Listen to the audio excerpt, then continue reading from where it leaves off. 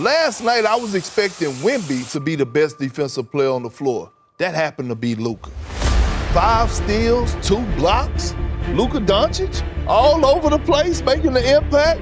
I'm saying, oh, Luka is really out here. And he's playing with this type of force and he's on a mission. And we talk about the revenge tour. Yes, that was a prime example last night. The NBA hoped it would never happen, that Luka Dončić would stay comfortable, maybe carry a little extra weight, stay talented enough to put up big numbers, collect all NBA selections.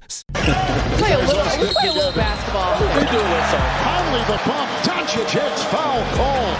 He's got 14 in the first quarter. And never quite reach the level that makes an entire league genuinely nervous. Play good basketball, just never dominate it. Then came the trade nobody saw coming.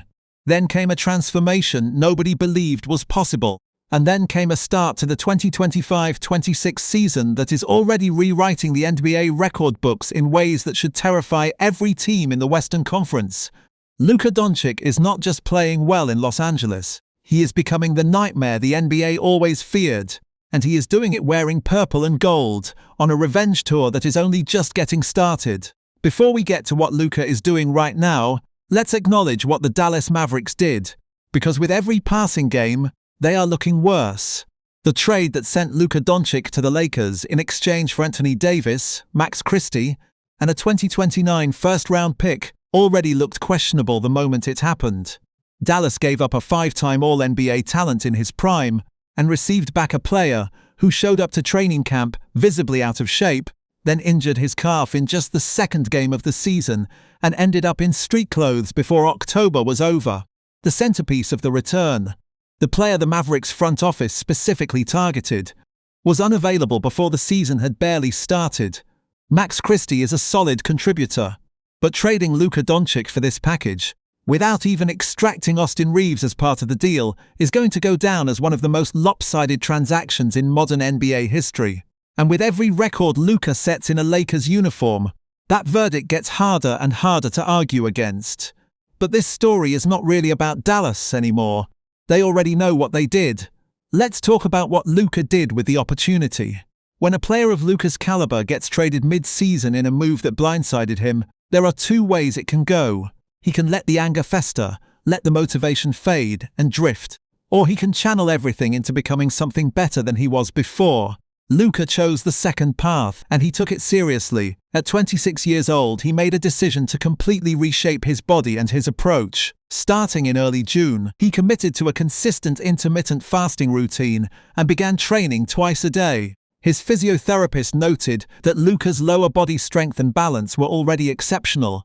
His legs are powerful, and his low center of gravity makes him nearly impossible to move once he establishes position. But the off-season work added lateral quickness and endurance that changed how he moves on the floor. He tested the new version of himself on the international stage first. At EuroBasket 2025, Luka carried Slovenia all the way to the quarterfinals before a narrow elimination loss to eventual champions Germany. He led the entire tournament in scoring at 34.7 points per game, including 42 points against Italy and 39 against both France and Germany. Little spin move, but the shot wouldn't go down. He rebounds his own miss. He's going to go back up. He fakes Gobert out. Oh, man, Wesley Matthews, you should see the smile on his face. He averaged 8.6 rebounds, 7.1 assists, and 2.7 steals per game, the latter tied for the best mark in the tournament. He earned all-tournament team honors for the second time in his career. Lakers president of basketball operations, Rob Pelinka, watched every game and came away with a clear conclusion. LeBron James, one of Luka's childhood idols and now his teammate, missed the start of the season with sciatica. That left Doncic to carry the Lakers alone from Game 1. He turned it into a statement. Game 1 against Golden State, 43 points. Game 2 against Minnesota, 49 points. 92 points across the first 2 games of the season, the most ever by a Lakers player through 2 games, surpassing Jerry West's 81-point mark from 1969. It also pushed Doncic past Michael Jordan for the 4th most points through the first 2 games of a season in NBA history. Through his first 5 games, Luka totaled 200 points, 55 rebounds, 46 assists, 10 steals, and 3 blocks.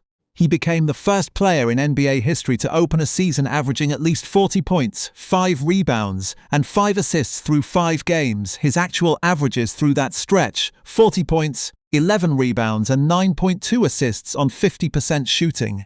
According to tracking data, Doncic either scored or assisted on 311 total points through those 5 games, the most by any player to open a season in NBA history.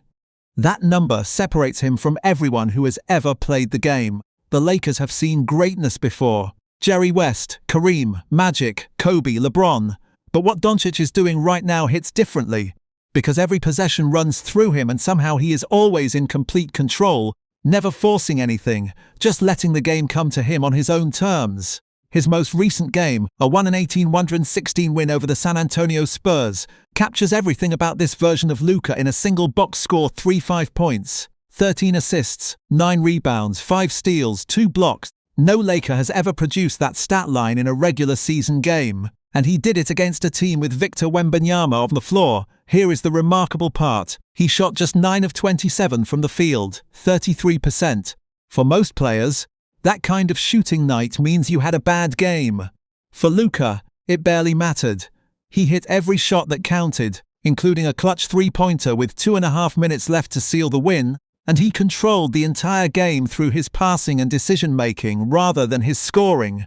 Head coach J.J. Redick addressed the defensive side of the performance directly.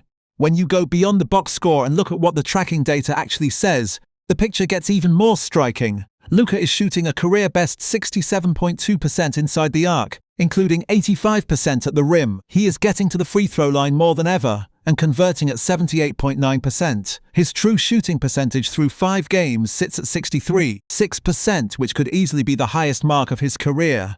And this is before his three-point shot has fully found its rhythm. When those start falling at his usual rate, the efficiency numbers will climb even further. The only players who have ever combined his current usage rate with this level of true shooting efficiency in a single season.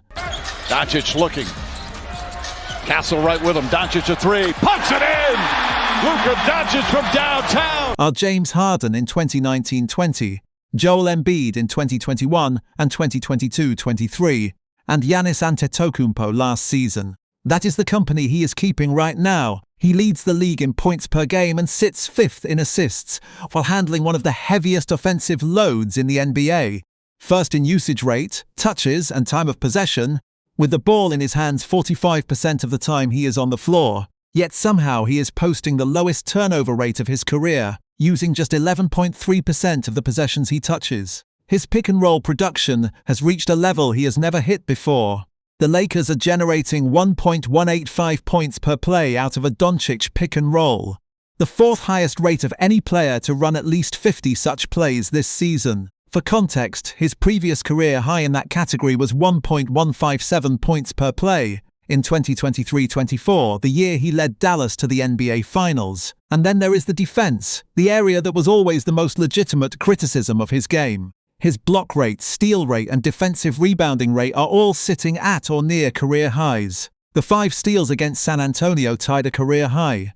He is reading passing lanes, jumping into gaps, and forcing turnovers at a rate nobody associated with Luka Dončić before this season. That combination, elite offensive production plus genuine defensive engagement, is what is pushing him up the MVP conversation faster than anyone expected. The Lakers are sitting at 7-2 through their first 9 games, 2nd in the Western Conference, and they have done it while Luka missed 4 games, while LeBron has not yet played due to injury, and while Austin Reeves sat out with soreness. When the full roster is healthy and clicking, the ceiling of this team is difficult to measure. When Luka is on the floor, the Lakers are scoring at a rate that would top even the league's best offense. And the role players around him, Rui Hachimura, Jake LaRavia, and the rest, are thriving because Luka's gravity opens up the entire floor in ways that make everyone's job easier. This is a team that can run you off the court through pick-and-roll execution and then get stops on the other end. That is a championship formula, and it is being run by a player who has something to prove, playing in the league's biggest market, with a fire under him that was lit by a mid-season trade he never asked for. The NBA feared that Luka Dončić might one day become the best player in the world. What nobody anticipated was that he would do it like this, on the biggest stage in the most iconic jersey, with a level of focus and intensity nobody fully believed was possible after years of questions about his conditioning and defensive commitment. This is not just a redemption arc.